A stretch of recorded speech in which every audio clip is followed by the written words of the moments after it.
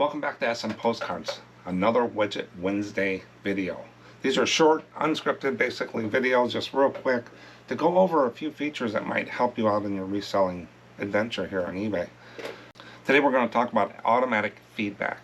Now I have a premium store for my postcards, and I don't have an account that doesn't have a store. So I'm not sure 100% if you need a store to have this feature.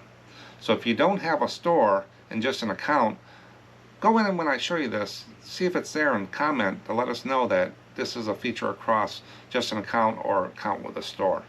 But I'm going to pretty well say it's for everything, but I have a store and you'll see the preferences. But feedback is something people need to get over.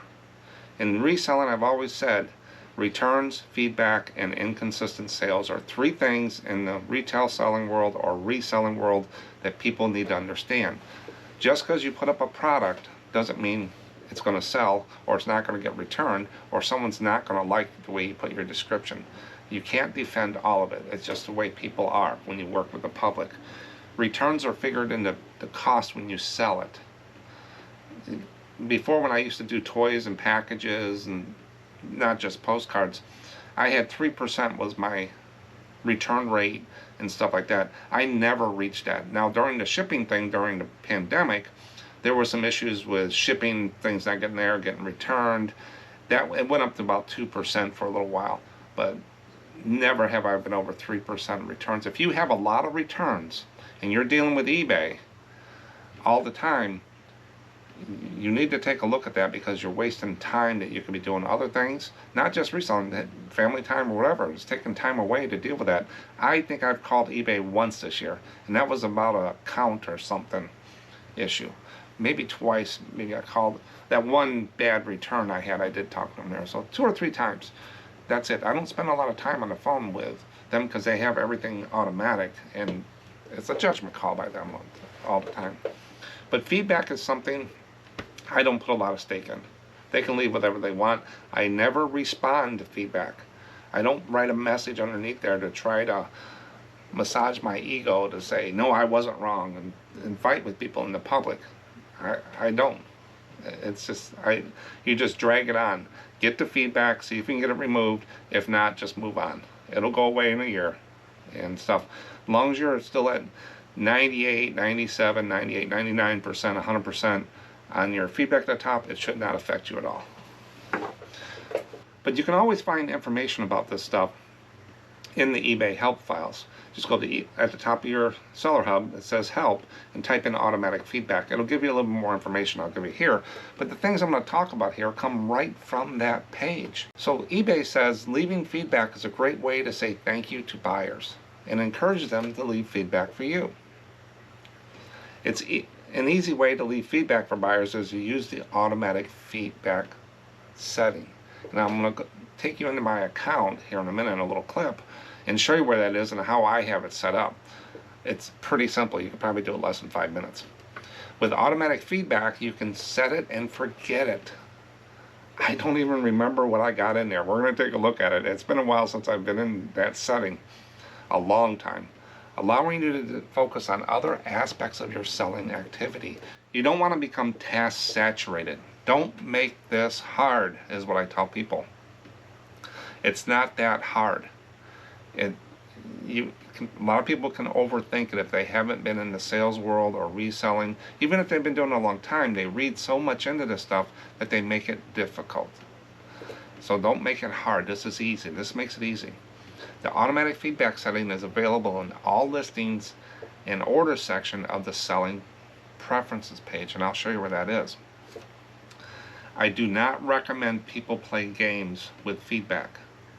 Just leave it alone.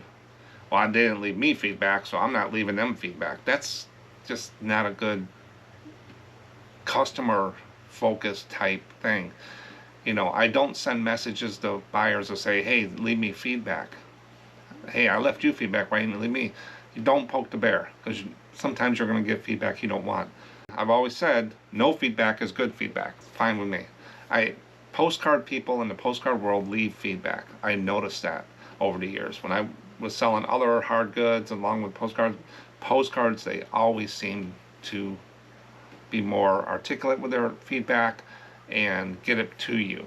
Where some of the other things you might not get feedback. If you sell a pair of pants and they don't give you feedback, don't go chasing them down. It doesn't do anything for you. It's not going to get you another sale because you don't know what you're going to get. And again, I don't respond to feedback. There is a place where you can put information to defend yourself and stuff like that. I don't have anything to defend. They said one thing, that's the way their opinion, and I move on. But let me go ahead and take you over to my account selling, what was that? All listings and orders section of the selling preference page. So we're going to walk through where this is, how to set it up, and how I have it all set up, and then we'll come back for a little summary. Here we go. Now the first thing when you get into your eBay account, how to get to this page, is you go to the top, it says, "Hi Mark," and you go to account settings, and you're going to come to a page like this. It has all these little preferences, things you can set up for your account. I don't go in there that often. But if you go down here, you got shipping preferences, and you got selling preferences. So make sure you go into selling. It's almost the last one from the bottom here on the left side. Go into selling preferences, and it has automatic feedback right at the top. All listing and orders. You got all this other stuff you can look at. And you go to the right side here on automatic feedback, and you hit edit. This is how I have mine set up. Automatically leave feedback. So I check that. Buyer has paid, or buyer has paid and left you feedback. This is where you can select the option. So you check this to make sure you enable it. I have it paid, and we talked about that. It may take several minutes to process the automatic feedback. Edit stored comments. So basically, edit stored comments is where you can put in a random up to 1, 2, 3, 4, 5, 6, 7, 8, 9, 10 different things you can put in feedback. Like I got hope to do with you again, thank you. Good buyer, prompt payment, value customer, highly recommend. Great, A+, thank you so much. It rotates through these. I think it might be random, or it goes from top down and goes back to the top. But you can go in there. How do you want to find those? Just go out to some eBay feedback, somebody, a big seller, and grab some comments. I put little rockets next to it. I put a little finger by it, and it kind of stands out a bit. But I've done this years ago, so I don't know on there. But you can fill these out, or you can just put one and use the same one every time. But that's what you do. And when you cut and paste those in here, then you just hit save, and that's where it is. So that's all there is to automatic feedback. Make sure it's enabled.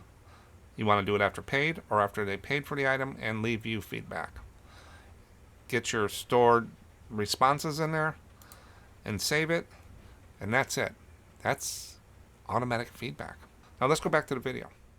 So that's all there is to it. Set and forget is what I say. Now, these are my opinion. You can run your store any way you want. But the top takeaway, and this comes right from eBay help page, you can use eBay's automated feedback setting so you can no longer have to manually leave feedback for your buyers. You can have eBay leave feedback either after a buyer has paid, which I do, or after a buyer has paid and left you positive feedback. The choice is yours. So they give you two options, after they paid or after they leave you feedback. I just leave it when they pay. And some people say, well, I wouldn't do it after I paid. I wait till they're all satisfied with everything and leave feedback because I might lose the case because of that. Never, ever, ever, when I've had a case open that I wanted to challenge, has eBay asked me if I left them feedback, or they checked my feedback if I left it for them and stuff like that. Never has that come in play for the determination of winning or losing a case. So people say that and they got data on that, let me know. But I've never been asked or whatever about feedback when I call about a case with eBay. Never. Unless they left negative feedback and I was trying to get it done, taken away. But I don't spend a lot of time on this stuff. If you have a lot of refunds, you're dealing with a lot of customer complaints, you're calling eBay all the time, you need to take a look at, find out why. Because most of the sellers don't do that. So that's a Widget Wednesday. Automatic feedback. If you haven't had this set up and you go ahead and set it up, let me know how it works for you and everybody else in the comments. And if you do have it set up, how's it work for you? Thanks for watching. I'll catch you in the next one.